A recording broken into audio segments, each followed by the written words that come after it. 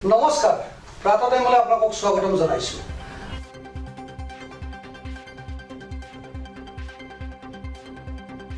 আজি আমি প্ৰাতঃটাইমৰ মজিয়াত এটা বিশেষ বিষয় লৈ আমি এটা টক শ্ব' আয়োজন কৰিছো এই বিষয়টো হ'ল দক্ষিণ কামৰূপত এটা বাতৰিয়ে বিগত সময়ছোৱাত শিৰোনাম দখল কৰিছে হেয়া হ'ল এগৰাকী ৪৫ বছৰ ঊৰ্ধৰ মহিলাই বিগত ৪টা বছৰে এখন শৌচালয়ত তেওঁ জীৱন নিৰ্বাহ কৰিব লগা হৈছে ইয়াতকৈ লজ্জাজনক কথা হয়তো আৰু দ্বিতীয়টো নাই আজি এই সন্দৰ্ভত আমি আমাৰ টক শ্ব'ত আমাৰ ষ্টুডিঅ'ত আমি আমন্ত্ৰণ জনাই আনিছো এই বিষয়টোৰ লগত জড়িত হাৰপৰা গাঁও পঞ্চায়তৰ এগৰাকী ব্যক্তি যিগৰাকী ব্যক্তিয়ে বিগত সময়ছোৱাত সেই মহিলাগৰাকীক বিভিন্ন ধৰণৰ সহায় সহযোগিতা কৰি আহিছে সেই ব্যক্তিগৰাকী হ'ল হৰিদেৱ কলিতা আমি প্ৰথমতে তেখেতক প্ৰাতঃটাইমলৈ স্বাগতম জনাইছোঁ এইখিনিতে ক'ব লাগিব অকল হৰিদেৱ কলিতাই নহয় তেওঁলোক ইতিমধ্যে 4জন ব্যক্তিৰ নাম আমি ল'ব লাগিব হৰিদেৱ কলিতাৰ লগত অৰবিন্দ কলিতা ধ্ৰুৱজ্যোতি মজুমদাৰ আৰু অনিল মজুমদাৰ এই 4জন ব্যক্তিয়ে বিগত সময়ছোৱাত সেই মহিলাগৰাকীক যথেষ্ট ধৰণৰ সহায় কৰাৰ আমি দেখিবলৈ পাই আহিছোঁ আনহাতে আজি আমাৰ ষ্টুডিঅ'ত আমি আমন্ত্ৰণ জনাই আনিছোঁ NSY নেশ্যনেল ছেক্ৰেটাৰী বিকাশ নাথ যোগী ডাঙৰীয়া আমি তেখেতক প্ৰাতঃটাইমলৈ স্বাগতম জনাইছোঁ আনহাতে আমাৰ সৈতে উপস্থিত আছে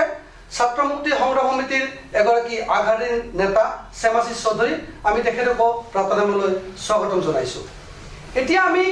পোনপ্ৰথমতে হৰিদেৱ কলিতাৰ ওচৰলৈ যাব বিচাৰিছোঁ আৰু তেওঁৰ মুখেৰে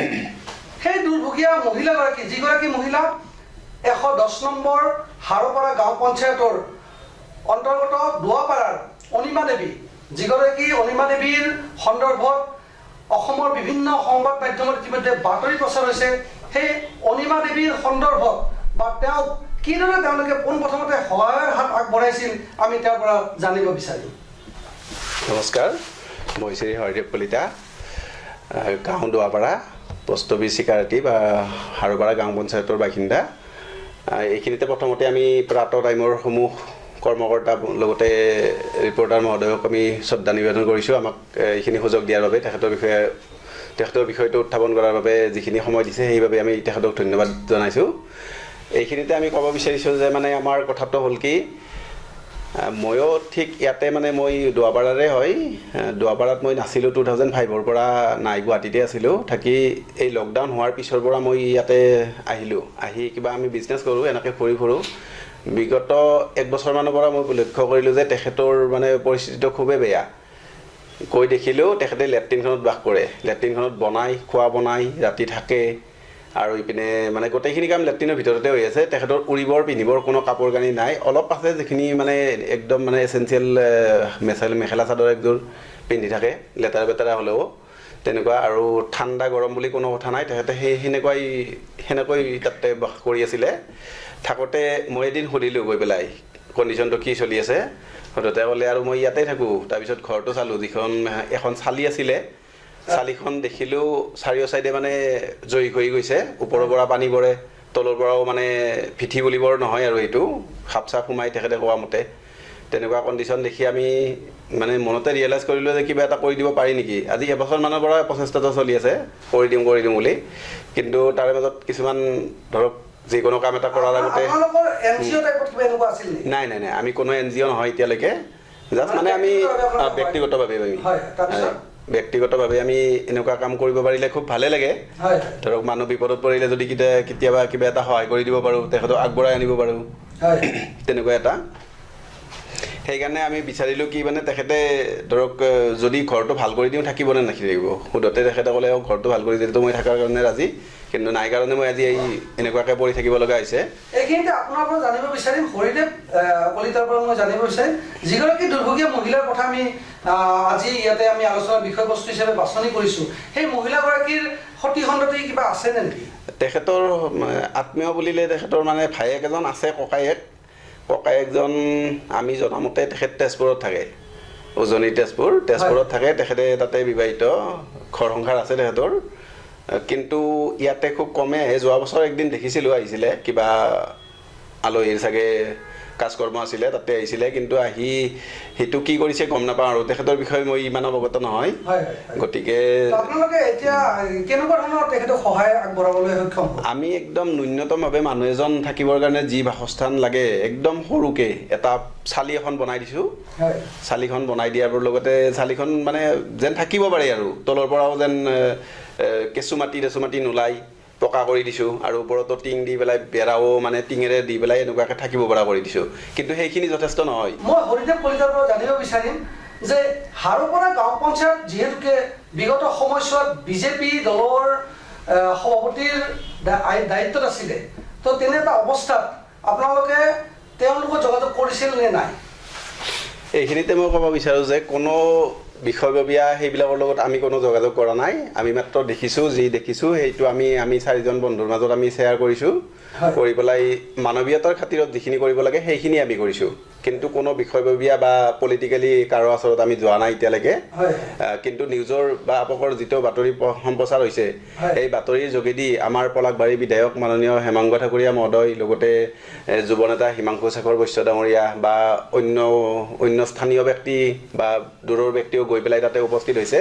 আৰু তেখেতক যি পাৰ্যমানে সহায় কৰিছে তেওঁলোককো ধন্যবাদ জ্ঞাপন কৰিছোঁ কিন্তু মই কোনো ব্যক্তিক মানে বিভাগীয় ব্যক্তিক মই জনোৱা নাই আগতে এইখিনিতে ক'ব লাগিব যে হাৰোপাৰা গাঁও পঞ্চায়ত যোৱা সময়ছোৱাত বিজেপি দলৰ দখলত আছিলে পঞ্চায়তখন আৰু সেই পঞ্চায়তৰ সভাপতিৰ দায়িত্বত আছিল অসীম মহন্ত আমি এইখিনিতে ক'ব লাগিব যি সময়ত অসমৰ মুখ্যমন্ত্ৰী ডক্টৰ হিমন্ত বিশ্ব শৰ্মা ডাঙৰীয়াই যিবিলাক মানুহৰ কোনো আগপিছ নাই বা যিবিলাক মানুহৰ কোনো আৰ্থিক সা সুবিধা নাই তেওঁলোকক প্ৰধানমন্ত্ৰী আৱাস যোজনাৰ পৰা আৰম্ভ কৰি অৰুণোদয় আঁচনিলৈকে চাউললৈকে সকলো সা সুবিধা দিছে তেনেকুৱা অৱস্থাত এই যিটো সমস্যাৰ সৃষ্টি হৈছে যিগৰাকী মহিলাৰ কথা আমি উল্লেখ কৰিছোঁ এই মহিলাগৰাকী বিগত 4টা বছৰে এটা শৌচালয়ত জীৱন নিৰ্বাহ কৰিব লগা হৈছে তাতকৈ লজ্জাজনক কথা একো নাই বুলি ভাবোঁ এই ক্ষেত্ৰত মই পুনৰ আহিছোঁ মই বিকাশ নাথ যোগীৰ ওচৰলৈ এই ক্ষেত্ৰত তেখেতে কি ক'ব পোনপ্ৰথমে আপোনালোকৰ প্ৰাতঃ টাইমৰ দৰ্শকক মই নৱবৰ্ষৰ শুভেচ্ছা জনাইছোঁ আৰু দ্বিতীয়তে আজি পলাশবাৰী সমষ্টিৰ অন্তৰ্গত হাৰোপাৰা গাঁও পঞ্চায়তৰ যি অনিমা দেৱী আছিল ন অনিমা দেৱীৰ ক্ষেত্ৰত যি এটা তেওঁলোকে মানৱতাৰ এটা নিদৰ্শন দেখুৱালে হৰিদেৱ কলিতাৰ লগতে তেওঁৰ যি এটা চাৰিজনীয়া দল আছিল তেওঁলোকক প্ৰথমতে মই ধন্যবাদ জ্ঞাপন কৰিছোঁ কাৰণ বৰ্তমান সময়ত এনেকুৱা মানুহ বা মানৱতাৰ জীয়াই ৰখা এনেকুৱা ধৰণৰ মানুহ খুব কম পোৱা যায় আজিৰ দিনত আৰু এনেকুৱা এটা সময়ত তেওঁলোকে নিজৰ ধন ব্যয় কৰি তেওঁলোকে মানুহগৰাকীক যি হিচাপে সহায় কৰিলে সঁচাকৈ এয়া বহুত ভাল কথা আমাৰ কাৰণে আৰু এনেকুৱা হৰিদেৱ কলিতা আৰু হৰিদেৱ কলিতাৰ দৰে দল আৰু বহুত ওলাই আহক আমি প্ৰথমতে সেইটোৱে অনুৰোধ কৰিছোঁ দ্বিতীয়তে চাবলৈ গ'লে যে বৰ্তমান যিহেতুকে পলাশবাৰী সমষ্টিত বিজেপিৰ বিধায়ক আছে তাৰ উপৰিও হাৰোপাৰাৰ বিজেপিৰ যি পঞ্চায়ত সভাপতি বিজেপিৰ আছিলে অসীম মহন্ত তেনেস্থলত বিজেপিয়ে ফুটা ঢল বা শূন্য সহনশীলতাৰ কথা কয় যে তেওঁলোকৰ শাসনকালত তেওঁলোকৰ চৰকাৰে হওক বা তেওঁলোকৰ বিধায়কে হওক যে তেওঁলোকৰ যিবোৰ গৰীব মানুহ আছে দুখীয়া মানুহ আছে তেওঁলোকে চৰকাৰৰ সকলো সুবিধা বা চৰকাৰৰ সকলো ব্যৱস্থা তেওঁলোকে পাই আছে প্ৰকৃততে আজিৰ যি এইখন ছবি আপোনালোকে পোনপ্ৰথমে আপোনালোকৰ প্ৰাতঃ টাইমৰ ৱেব পৰ্টেলৰ জৰিয়তে আজি এই যিটো এটা ছবি নিলজ্জ এটা ছবি আপোনালোকে প্ৰথমতে ৰাইজৰ মাজলৈ আনিলে কিন্তু দুখৰ কথা হেমাংগ ঠাকুৰীয়াই বিধায়ক হ'বলৈ হৈ থকা আজি 4 বছৰ কাৰ্যকাল চলি আছে তেনেস্থলত হেমাংগ ঠাকুৰীয়াৰ দৃষ্টিত পৰা নাছিল নেকি বা তেওঁলোকৰ যিবোৰ বিজেপি নেতা পালিনতা তাত আছে তেওঁলোকৰ পঞ্চায়ত প্ৰতিনিধি আছিলে তেওঁলোকৰ চকুত বা তেওঁলোকৰ দৃষ্টিত এই দৃশ্যটো এই এটা দুখ লগা দৃশ্যটো তেওঁলোকে পোৱা নাছিল নেকি বা দেখা পোৱা নাছিল নেকি তো এজন মহিলা 45 বছৰৰ উৰ্ধৰ এজন মহিলাই লেট্ৰিন মানে শৌচাগাৰত জীৱন নিৰ্বাহ কৰাটো অতি লজ্জাজনক কথা বা অতি দুখ লগা কথা ভাবক তেওঁৰ জীৱনটোক এনেকুৱা ধৰণৰ মানে তুচ্ছ তাচ্ছিল্য কৰা হৈছে বিজেপিৰ হেমাংগ ঠাকুৰীয়া হওক বা তেওঁলোকৰ বিজেপিৰ পালি নেতাবোৰে যে যিখিনি তেওঁৰ সুবিধা পাব লগা আছিলে সেই সুবিধাৰ পৰা বঞ্চিত কৰা হ'ল কিয় তেওঁক চৰকাৰে ভাবে তেওঁলোকে যিবোৰ আমাৰ প্ৰধানমন্ত্ৰী গ্ৰামীণ যে আৱাস যোজনা আছে সেই আৱাস যোজনা আজি 4 বছৰৰ ভিতৰত তেওঁ কিয় এটা ঘৰ তেওঁলোকে বনাই দিব নোৱাৰিলে কিয় তেওঁলোকে চৰকাৰী ব্যৱস্থাৰ মাজত আজি চৰকাৰে তেওঁলোকে কয় চৰকাৰে আজিকালি বিভিন্ন ধৰণৰ সুবিধা আছে কিয় তেওঁলোকে বিনামূলীয়া চাউলৰ ব্যৱস্থা কৰি দিয়া নাই তেওঁলোকক কিয় অৰুণোদয় আঁচনি তেওঁলোক ব্যৱস্থা কৰি দিয়া নাই আজি যিবোৰ ব্যক্তিয়ে যিবোৰ মানুহে পাব নালাগে তেনেকুৱা ধৰণৰ ব্যক্তি তেনেকুৱা ধৰণৰ আঁচনি পাইছে কিন্তু এইগৰাকী মহিলাক মানে তেওঁলোকৰ চকুত নপৰিলে তো সেয়েহে প্ৰথম কথা গৰিহণাৰ কথা নিৰ্লজ্জ কথা আৰু হয়তো হাৰোপাৰাৰ দৰে এনেকুৱা ছবি হয়তো আৰু আপোনালোকৰ সংবাদ মাধ্যমৰ জৰিয়তে হওক বা হৰিদেৱ কলিতাৰ দৰে যিবোৰ স্বেচ্ছাসেৱী ব্যক্তি আছে সমাজ সচেতন ব্যক্তি আছে যদি তেওঁলোকে ওলাই এনেকুৱা অনিমা দেৱী আৰু বহুত ওলাই আহিব আৰু এটা কথা মই আপোনালোকৰ চেনেলত মই পাইছো বিধায়ক হেমাংগ ঠাকুৰে মন্তব্য দিছিলে যে লেট্ৰিন সদৃশ বুলি কৈছে হয়তো হেমাংগ ঠাকুৰে যিহেতুকে বিলাসী ঘৰত থাকে তেওঁৰ বাথৰুম তেওঁলোকৰ শৌচাগাৰ বিলাসী শৌচাগাৰ সেইকাৰণে তেওঁ লেট্ৰিন কি ঘৰ কি তেওঁ চিনি নাপায় সেইকাৰণে লেট্ৰিন সদৃশ বুলি তেওঁ মন্তব্যটো ব্যৱহাৰ কৰিছে মই হেমাংগ ঠাকুৰে ডাঙৰ আপোনালোকৰ চেনেলৰ জৰিয়তে ক'ব বিচাৰিছো যে সেয়া লেট্ৰিন সদৃশ নহয় ডাঙৰীয়া সেয়া প্ৰকৃততে লেট্ৰিন হয় শৌচাগাৰ হয় আৰু তেওঁ সেই শৌচাগাৰতে তেওঁ চৌকা জ্বলাই তেওঁ ভাত ৰান্ধি তাত খাই আছিলে আৰু ৰাতি তেওঁ য'ত বিছনা পাৰি শুব লাগিছিল তাত বিছনা পাৰিব কাৰণে তেওঁ বহি তেওঁ তাত ৰাতি নিদ্ৰা যাব লগা হয় আৰু পুৱতি নিশা তেওঁ তাৰ পৰাই জীৱন নিৰ্বাহ আৰম্ভ কৰে এইখিনিতে মই শ্যামাশিষ চৌধুৰীৰ ওচৰলৈ আহিম মই তেওঁৰ পৰা জানিব বিচাৰিম যিহেতুকে শাসকীয় দলৰ বিধায়ক লগতে পঞ্চায়তৰ সভাপতি এগৰাকী শাসকীয় দলৰ থকাৰ পিছতো সেইটো পঞ্চায়তৰ অন্তৰ্গত এগৰাকী মহিলাই বিগত 4টা বছৰে মই পুনৰ কৈছো বিগত 4টা বছৰে শৌচালয়ত থাকিব লগা হৈছে এই ক্ষেত্ৰত আপুনি কি ক'ব পোনপ্ৰথমে মই প্ৰাত টাইমৰ সমূহ দৰ্শক নৱবৰ্ষৰ আন্তৰিক শুভেচ্ছা জ্ঞাপন কৰিছোঁ আচলতে এই বিষয়টোক কিছুদিন আগতে প্ৰাত টাইমৰ তৰফৰ পৰা বা প্ৰাত টাইমৰ সাংবাদিকে সংবাদ মাধ্যমৰ জৰিয়তে আমাৰ পলাশবাৰী সমষ্টিত বা গোটেই সমগ্ৰ অসমতে এই বিষয়টোক দাঙি ধৰিছিলে মই যদি ক'বলৈ যাওঁ তেতিয়াহ'লে মূল কথাটো হ'ল সেই অঞ্চলৰ যিগৰাকী পঞ্চায়ত কৰ্মী বা পঞ্চায়ত প্ৰতিনিধি অসীম মহন্ত তেখেতৰ কিছু হ'লেও তেখেতৰ এই ক্ষেত্ৰত তেখেতে পিছ পৰি ৰৈছে বা তেওঁৰ পঞ্চায়তখনৰ বা তেওঁৰ সেই হাৰোপাৰা পঞ্চায়তখনৰ যিখিনি তেওঁৰ দায়িত্ব বা 5 বছৰ যিখিনি কৰিবলগীয়া কৰ্তব্য সেইখিনি হয়তো তেখেতে কৰা নাই ভালকৈ তাৰ ফলত হয়তো আজি এনেকুৱা এটা অৱস্থা বা এনেকুৱা এটা দুখ লগা বিষয়ক আমি আলোচনা কৰিব লগা হৈছে আচলতে এনেকৈ আমি এই বিষয়টোক লৈ পেলাই আলোচনা কৰিবলগীয়া বিষয়টো আচলতে আমাৰ খুবেই লজ্জাজনক কথা কাৰণ আমি অসমখনক বা হিমন্ত বিশ্ব শৰ্মা ডাঙৰীয়াই অসমখনক ভাৰতবৰ্ষৰ ভিতৰত 1 নম্বৰ ৰাজ্য বনাম বুলি তেখেতে যি সময়ত ডাঙৰ কথা কৈ পেলাই অসমক বা অসমত বিভিন্ন অঞ্চলত গৈ পেলাই তেখেতে ভোট সংগ্ৰহ কৰি আছে তেনে অৱস্থাত অসমৰ এই গুৱাহাটীৰ একেবাৰে ওচৰৰ বা তেওঁৰ সমষ্টিৰ একেবাৰে ওচৰৰ আমাৰ পলাশবাৰী সমষ্টিৰ হাৰোপাৰা গাঁও পঞ্চায়তৰ এই দৃশ্যটোক আচলতে খুবেই আমি খুবেই আমাৰ লাজ লাগিছে কাৰণ এনেকুৱা এটা বিষয় বাৰে যে পুনৰাবৃত্তি নহয় তাৰ কাৰণে আমি বিধায়ক মহোদয়ক আমি অনুৰোধ জনাইছো বা এই ক্ষেত্ৰত তাৰে যি স্থানীয় যুৱক আছিল আমাৰ হৰিদেৱ কলিতা তেখেতকো ধন্যবাদ জ্ঞাপন কৰিছো বা তেওঁৰ লগত যিসকল ব্যক্তিয়ে গৈ পেলাই সেই বিষয়টোক দাঙি ধৰিছে বা প্ৰাত টাইমৰ যিসকল সাংবাদিকে এই বিষয়টোক দাঙি ধৰিছে আচলতে তেওঁলোককো ধন্যবাদ জনাইছো কিন্তু মূল কথাটো হ'ল মূল কথা মই যদি ক'বলৈ যাওঁ তেতিয়াহ'লে মোৰ এটা বস্তুক লৈ পেলাই দুখ লাগিছে এই কথাটো হ'ল যে এগৰাকী মহিলা বিগত 4 বছৰৰ পৰা লেট্ৰিনত বসবাস কৰি আছে কিন্তু তাত যিগৰাকী অসীম মহন্ত নামৰ পঞ্চায়ত প্ৰতিনিধি আছে তেখেতৰ এবাৰো চকুত নপৰিল নে তেখেতে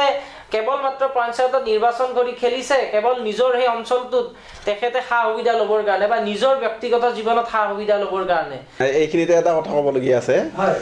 মানে তেখেত যিহেতু মানে আজি 4 বছৰ ধৰি 4 বছৰ নহয় আজি মোটামুটি 10 বছৰ মানৰ পৰা 10 বছৰ নহয় তেওঁলোকে সৰুৰ পৰাই সেই পৰিৱেশটো মানে একদম জংগল এৰিয়াত আছে মানে মানুহৰ আমাৰ বেক চাইডত তাতে গোটেইখিনি বাঁহ বাৰী বা গছ বাৰী সেনেকুৱাৰ মাজত তেওঁলোক মাক জীয়েক দুইজনীয়ে বসবাস কৰি আছিলে। থকাৰ পিছত যিজনী মাকজনী ঢুকাই যোৱাৰ পিছত তেখেত অকলশৰীয়া হৈ পৰিল। অকলশৰীয়া হৈ ঘৰটোত থাকিলে 6-7 বছৰ থাকিলে হয়তো মাক ঢুকোৱাৰ পিছত। থাকি পেলাই যেতিয়া অকলশৰীয়া হৈ পৰিলে তেতিয়া ঘৰটোও বেয়া হৈ গ'ল, থাকিব নোৱাৰা হ'ল। তেতিয়া তেওঁলোকৰ যিখিনি যাৱতীয় নথি পত্ৰ সেইবিলাকো বোধহয় মই গম নাপাওঁ ভালদৰে, সেইবিলাকো নাই। কিন্তু চৰকাৰীভাৱে যিখিনি আঁচনি পাবলগীয়া আছে সেইবিলাকৰ কাৰণে নিশ্চয় কিবা কিবি ডকুমেণ্টৰ দৰকাৰ আছে, সেইবিলাক হয়তো নাথাকিব পাৰে। গতিকে সেইখিনি আমি ইয়াতে গোটেইখিনি ডিচাইড ল'ব নোৱাৰিম যে তেওঁ প্ৰাপ্য বস্তুখিনি কিয় পোৱা নাই, হেমাহিৰ বাবে নে কিবা ডকুমেণ্টৰ বাবে, সেইটো আমি এতিয়া ক'ব পৰাত নাই। কিন্তু আৰু লগতে আমি যিখিনি কাম কৰিছোঁ এইটো এটা মানে মই ক'ব বিচাৰিছোঁ কি আমাৰ মানৱীয়তা, বৰ্তমান আমাৰ সমাজ ব্যৱস্থাত মানৱীয়তাটো প্ৰায়ে নোহোৱা হৈ গৈছে। আৰু যিখিনি নেক্সট জেনেৰেশ্যন আছে বা আমাৰকৈ সৰু যিখিনি উঠি আহিছে উদীয়মান যুৱক যুৱতী, তেওঁলোকৰ মাজত যেন এনেকুৱা এটা আদৰ্শ আহি পৰে, সেইটো ক্ষেত্ৰত চাইহে পজিটিভলি আমি এইখিনি কাম আগবঢ়াই দিছোঁ। বা এনেকুৱাকৈ আমাকতো দেখি পেলাই যেন এনেকুৱা সমাজত থাকিব পাৰে দুই এজনী আজিকালি প্ৰায়ভাগে উন্নত হৈ গৈছে, কিন্তু তাৰে মাজত যদি দুই এটা চৰকাৰী সুবিধা নোপোৱাকৈ বা এনেকুৱাভাৱে একদম বিকলাংগ হৈ পেলাই পৰি আছে, তেওঁলোকক সহায় কৰাটো সমাজৰ দায়িত্ব আছে। আৰু সেই দায়িত্বখিনি যেন আমাৰ নেক্সট জেনেৰেশ্যনে কৰিব পাৰে তাৰ আদৰ্শটোহে আমি দেখুৱাবলৈ মানে চেষ্টা কৰিছোঁ। কিন্তু আমি হাইলাইট হোৱাৰ কাৰণে এইটো বিচৰা নাই।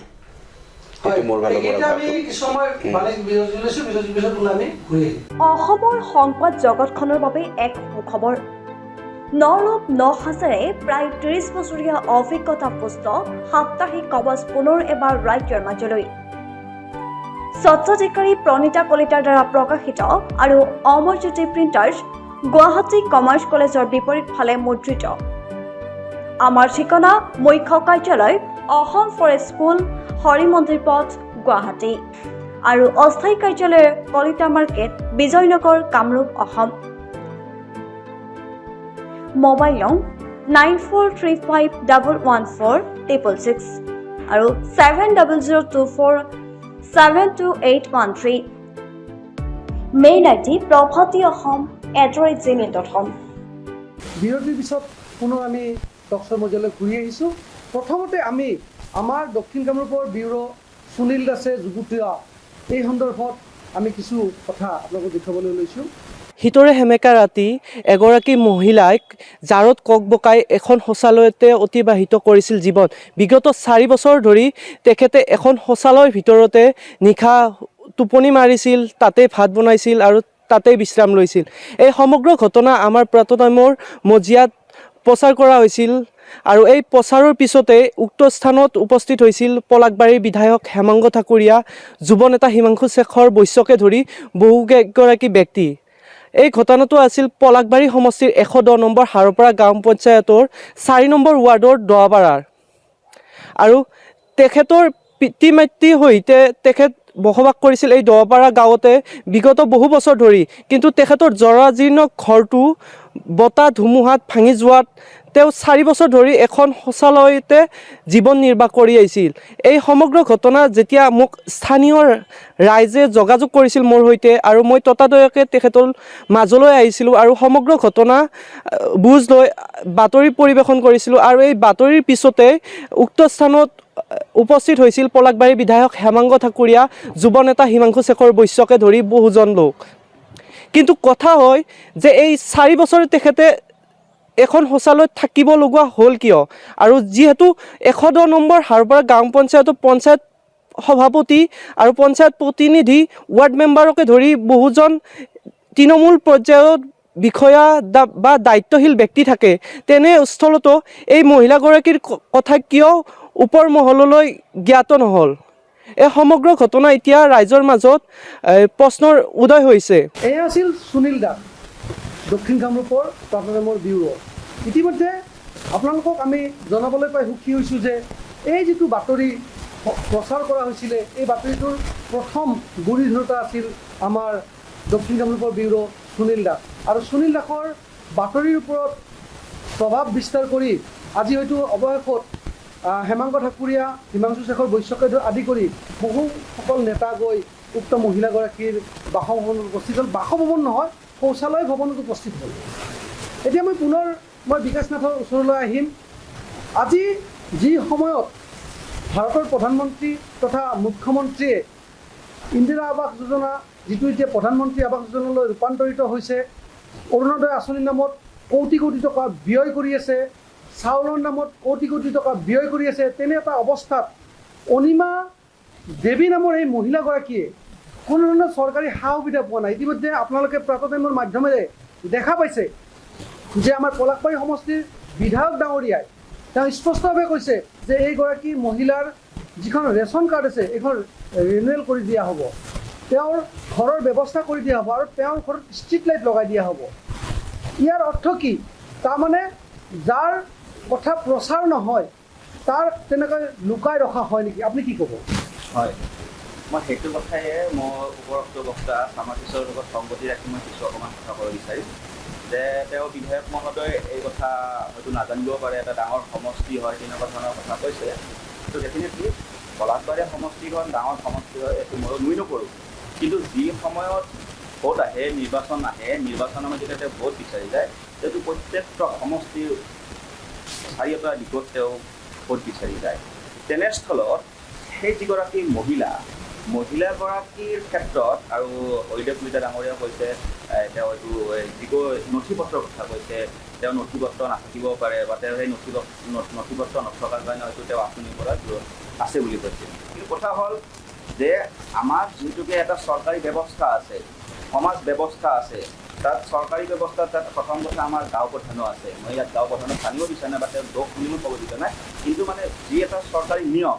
যদি তেওঁ সেই ব্যক্তিগৰাকী মহিলাগৰাকীয়ে যি আজি দুৰৱস্থাত থাকিব লগা হৈছে, তেওঁ প্ৰথমতে আমাৰ যি পঞ্চায়ত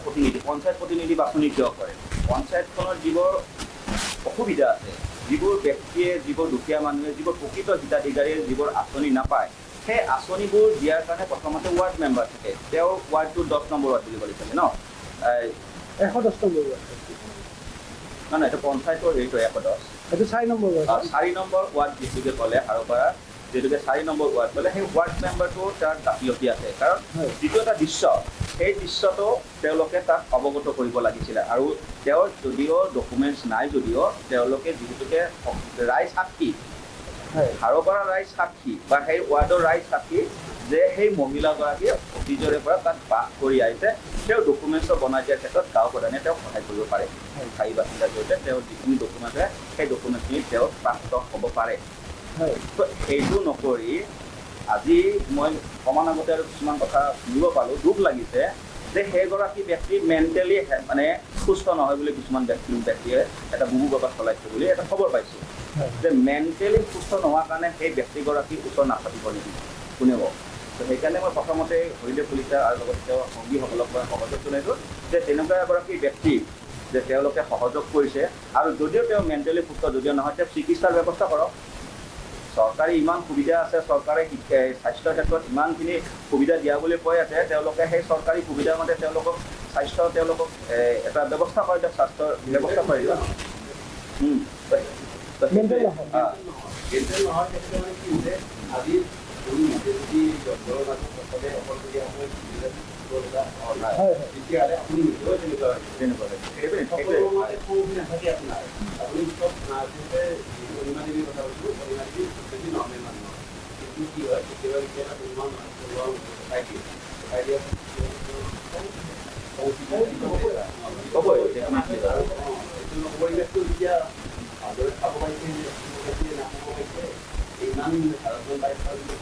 মানে মানুহগৰাকীক মানসিকভাৱে শাৰীৰিকভাৱে সম্পূৰ্ণৰূপে অপদস্থ কৰা হৈছে, সম্পূৰ্ণৰূপে অত্যাচাৰ চলোৱা হৈছে মানুহগৰাকীক। আৰু যি এটা ভয়াৱহ ছবি, দুখ লগা ছবি যেতিয়া আপোনালোকৰ পৰ্টেলৰ জৰিয়তে প্ৰকাশিত হ'ল,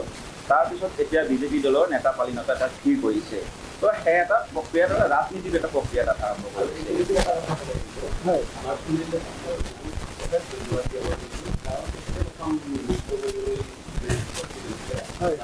আগবাঢ়ি গৈছিলে তাত আমি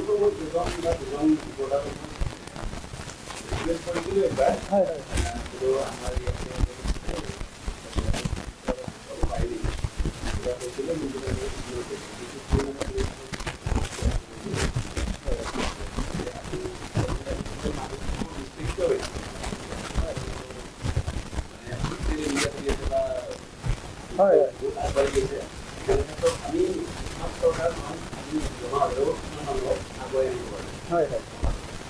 হয় এইখিনিতে ক'ব লাগিব যে এই ক্ষেত্ৰত আমি আৰু এটা বাতৰিৰ কথা আপোনালোকক ক'ব লাগিব। আজিৰ পৰা কিছুদিন আগত এইটো সমষ্টিৰে এগৰাকী বৃদ্ধা 112 বছৰীয়া বৃদ্ধাৰ কথা আমি ক'ব লাগিব। যিগৰাকী বৃদ্ধা আজিৰ বিধায়ক হেমাংগ ঠাকুৰীয়া ডাঙৰীয়াৰ নিৰ্বাচনৰ প্ৰাকক্ষণত তেখেতৰ পৰা আশীৰ্বাদ ল'বলৈ গৈ তেখেতক প্ৰতিশ্ৰুতি দিছিলে যে বিধায়ক হ'লে তেওঁ সকলোৰূপে তেখেতক সহায় কৰিব, কিন্তু দুৰ্ভাগ্যৰ কথা সেইগৰাকী মহিলাকো তেওঁ কোনো ধৰণে আজিলৈকে সহায় নকৰিলে। মই আনখন স্ক্ৰীণত মই কিছু সময়ৰ কাৰণে সেই নিউজটো দেখুৱাবলৈ মই অনুৰোধ জনাইছোঁ। নিৰ্বাচনৰ পূৰ্বে আশীৰ্বাদ লৈ বিধায়ক হ'লে সহায়ৰ প্ৰতিশ্ৰুতি দিয়া বিধায়ক হেমাংগ ঠাকুৰীয়াই পাহৰিলে 112 বছৰীয়া আইতাক। শ্ৰী শ্ৰী খৰাপাৰা চতুৰ্ভুজ সত্ৰৰ এসময়ৰ স্বৰ্ণাচাৰ্য প্ৰয়াত ভুৱনেশ্বৰ মহন্তৰ সহধৰ্মিনী শশীবালা মহন্তই প্ৰায় 112 বছৰত খোজ দিলে। অঞ্চলটোৰ এই মহিলাগৰাকীৰ দীৰ্ঘায়ুৰ কামনাৰে এদিন বিধায়ক হেমাংগ ঠাকুৰীয়াই তেওঁৰ বাসগৃহত সদল বলে উপস্থিত হৈ তেখেতক বৃদ্ধকালৰ অৱস্থাৰ প্ৰতি লক্ষ্য কৰি আৰ্থিকভাৱে সহায় সহযোগ কৰাৰ আশ্বাস প্ৰদান কৰিছিল। আনকি পৰৱৰ্তী সময়ত মহিলাগৰাকীৰ কথা পাহৰি যোৱাত পৰিয়ালবৰ্গই বিধায়ক হেমাংগ ঠাকুৰীয়াক 5খনকৈ পত্ৰ প্ৰদান কৰিছিল, কিন্তু একো ফল নধৰিলে। এয়া হ'ল সেই বৃদ্ধাগৰাকী, যিগৰাকী বৃদ্ধা বিগত সময়ছোৱাত কোনো ধৰণৰ সহায় নকৰিলে বুলি বিধায়কগৰাকীৰ ওপৰত অভিযোগ আহিছে। যিহেতুকে সমষ্টিটো বৰ্তমান বিজেপিৰ দখলত আছে। যোৱাটো বিধানসভা নিৰ্বাচনত তেওঁ 70,000 ঊৰ্ধত ভোট পাইছে। এইবাৰ লোকসভা নিৰ্বাচনত তেওঁ 1 লাখৰ ওপৰত ভোট পাইছে। তেনে এটা অৱস্থাত তেওঁ নিশ্চয় ইয়াতে বহু ধৰণৰ প্ৰতিনিধি আছে। তেনে এটা অৱস্থাত তেওঁ কিয় খবৰ পোৱা নাই? মই পুনৰাই ক'ব বিচাৰিছোঁ যে অসীম মহন্ত যিগৰাকী সভাপতি, মই জনাত 2টা টাৰ্ম তেওঁ সভাপতিৰ নিচিনা এটা গুৰুত্বপূৰ্ণ দায়িত্বত আছিল। তেনে এটা অৱস্থাত 4 বছৰলৈকে এই মহিলাগৰাকী সা সুবিধা নোপোৱাৰ কাৰণটো কি হ'ব পাৰে? এই সন্দৰ্ভত বিকাশ নাথ যোগীয়ে কি ক'ব? সেইটোৱে অকণমান আগতে অকণমান কথা কৈছিলোঁ যে প্ৰথম কথা তেওঁ উপলুঙা মন্তব্য কৰিছিলে যে সেই ব্যক্তিগৰাকী মেণ্টেলিভাৱে মানে সুস্থ নহয় কাৰণে তাক কি সহায় কৰিব। তো আমি যিহেতুকে গম পাইছোঁ, মই পৰিৱেশ বিজ্ঞানৰ মুখেৰে গম পাইছোঁ যে তেওঁ সেইটো সুস্থ মানে তেওঁ মেণ্টেলি কোনো ধৰণৰ সুস্থ নাই। তো তেওঁ তাত হয়তো বেনিফিট পোৱা নাই। আজি চৰকাৰখনে আজি হেমাংগ ঠাকুৰীয়াক শাসনকালত আৰু অকণমান আগতে আপুনি এটা কুৱেশ্যন কৰিছিলে ফাৰ্মাচিকক, তাৰো পোনপটীয়া উত্তৰ মই দিব বিচাৰিছোঁ যে যিগৰাকী ব্যক্তিক নিৰ্বাচনৰ আগতে আশীৰ্বাদ বিচাৰি আহিছিলে আৰু নিৰ্বাচনত জয়ী হ'লে তেওঁক সহায় কৰিম বুলি কৈছিলে, আৰু বৰ্তমান তেওঁক সহায় কৰাৰ পৰিলক্ষিত হোৱা নাই। কৰিব কেনেকৈ তেওঁ সহায়? তেওঁ ৰাইজৰ জনপ্ৰতি হ'লেহে তেওঁ ৰাইজৰ দুখবোৰ বুজিব, ৰাইজৰ সমস্যাবোৰ তেওঁ দূৰ কৰিব। তেওঁক মই কোৱা কথা নহয়। আজি বহুত সংবাদ মাধ্যমত কথাটো বাজিছে, তেওঁলোকৰে এলায়েন্সৰ দলৰ, তেওঁলোকৰ মিত্ৰ দলৰ AGP দলৰ জ্যেষ্ঠ নেতা কমলা কলিতা ডাঙৰীয়াই কৈছিলে তেওঁক দালাল আখ্যা দিছিলে। তো সেইটো হিচাপত যদি আমি ক'বলৈ যাওঁ, তেওঁক বৰ্তমান সময়ত তেওঁ ৰাইজৰ প্ৰতিনিধি কৰে, মানে ৰাইজৰ সেৱা কৰাৰ কাৰণে অহা নাই। তেওঁ মাটি কিনিব ধৰিছে, অহাৰ লগতে তেওঁ ব্যৱসায়ত নামি পৰিছে, তেওঁৰ আত্মীয়ক ঠিকা ঠাকুৰবোৰ দি আছে, তেওঁৰ ঘৰৰ মানুহ ঠিকা কৰিবলৈ দি আছে। এইটো এটা বিধায়কৰ কাম নহয়। বিধায়ক হ'লে ৰাইজক সহায় কৰাৰ কাম হ'ব লাগে। আৰু এইটো যিটো দ্বিতীয়বাৰ আপুনি কুৱেশ্যনটো কৰিলে যে আজিকালি বহুত প্ৰথম যেতিয়া অৰুণোদয় ওলাইছিলে, মাজে মাজে যিবিলাক আপোনালোকৰ পৰ্টেলতে বহুখিনি আমি নিউজ পাওঁ, মই বিশেষকৈ যিহেতুকে এটা স্থানীয় কথা ওলাইছে, মই স্থানীয় কথা দেখুৱাব লাগে কোনবোৰ মানুহ অৰুণোদয় পাই আছে, কোনবোৰ মানুহ এই ঘৰ পাই আছে, চৰকাৰী সুবিধাবোৰ পাই আছে। প্ৰায়ভাগ মানুহ যিটো তেওঁলোকৰ ব্যৱস্থা আছে, তেওঁলোকে নিজে কৰি খাব পাৰে, তেওঁলোকে হয়তো সেই উপাৰ্জনতকৈ যিটো চৰকাৰী যিটো আয় আছে, সেই আয়ৰ ঊৰ্ধত তেওঁলোকে থকা মানুহ এনেকুৱা ধৰণৰ আঁচনি তেওঁলোকে পাই আছে। আৰু এই মহিলাগৰাকী কোনো ধৰণৰ হয়তো তেওঁলোকে সেই আঁচনিৰ বিনিময়ত টকা দিব পৰা নাই, তেওঁলোকৰ তাত কোনো ধৰণৰ ৰাজনীতি তেওঁলোকৰ ব্যক্তি নাই, ৰাজনৈতিক বেকগ্ৰাউণ্ড নাই, তেওঁলোকৰ হয়তো বিজেপিৰ সমৰ্থন নহয়। আৰু আঁচনিবোৰ কোনে পায় বৰ্তমান? বিজেপি দল কৰা মানুহবিলাকে বৰ্তমান আঁচনিবিলাক ঠিকা কোনে পাই আছে? বিজেপি কৰা মানুহে ঠিকা পাই আছে। তো এই কাম কোনে কৰি আছে, ব্যৱসায় কোনে কৰিছে? প্ৰত্যেকটো ক্ষেত্ৰত বিজেপি আছে, তেওঁলোকে মানে বিজেপিকৰণ সকলো ক্ষেত্ৰত পৰিলক্ষিত। সেইকাৰণে ভাবিছে এই মহিলাগৰাকীক সুবিধা দিলে, চৰকাৰী সুবিধা দিলে আমাৰ কোনো ধৰণৰ লাভ নহয়। সেইকাৰণে তেওঁলোকে এই মহিলাগৰাকীক চৰকাৰী সুবিধাৰ পৰা তেওঁলোকে বাহিৰত ৰাখিছে। ধন্যবাদ। যিহেতুকে আমাৰ আজি যিটো বিষয়বস্তু এইটো আমি অন্তিম চৰণত আহি পৰিছোঁ, আৰু আমাৰ নিৰ্দিষ্ট বক্তাসকলে তেওঁলোকৰ মনৰ কথাসমূহ ৰাখিলে। এই ক্ষেত্ৰত মই এই আলোচনা চক্ৰটো সামৰণিৰ সময়ত মই অসমৰ মুখ্যমন্ত্ৰীলৈ এটাই মই অনুৰোধ জনাব বিচাৰিছোঁ যে আপুনি আজিৰ পৰা কিছুমাহ আগত আপুনি এটা ঘোষণা কৰিছিলে যে যিবিলাক ব্যক্তিয়ে অৰুণোদয় পাব তেওঁলোকৰ ঘৰৰ সন্মুখত এখন বেনাৰ লগোৱা থাকিব যে মই অৰুণোদয় পালোঁ। ঠিক তেনেকৈ যিবিলাক ব্যক্তিয়ে অৰুণোদয় পাইছে মই আপোনাক অনুৰোধ জনাইছোঁ সেই ব্যক্তিসকলৰ ঘৰৰ সন্মুখত অৰুণোদয় পোৱা বুলি বেনাৰখন লগোৱাৰ ব্যৱস্থা কৰক। তেতিয়াহ'লে হয়তো এই দুৰ্নীতি কিছু পৰিমাণে কমিব। আমিতো বিচাৰিছোঁ যে যিবিলাক আপোনালোকে এই অৰুণোদয় হওক বা যিবিলাক স্কিম আনিছে, যিবিলাক হিতাধিকাৰী সৃষ্টি কৰিছে, এইবিলাক সম্পূৰ্ণ বন্ধ হ'ব লাগে। অসমক উন্নতিৰ পথত আগুৱাই নিয়াৰ ক্ষেত্ৰত হিতাধিকাৰীৰ বিলুপ্তি সাধন কৰি যিবিলাক কৰ্মযোগীৰ ক্ষেত্ৰত আপুনি আগবঢ়াই নিব লাগে, আমি তাকে কামনা কৰিছোঁ। আৰু সদয়শেষত মই পুনৰাই বিধায়ক হেমন্ত ঠাকুৰক মই অনুৰোধ জনাইছোঁ যে সমষ্টিটোত কি হৈ আছে আপোনাৰ যিবিলাক নেতা পালিনেতা আছে তেওঁলোকৰ পৰা সবিশেষ তথ্য লওক আৰু দ্বিতীয়বাৰ সমষ্টিটোক আৰু লজ্জানত নকৰিব। আৰু তাকে কৈ মই আজিৰ এই আলোচনা চক্ৰৰ পৰা বিদায় মাগিছোঁ। ধন্যবাদ।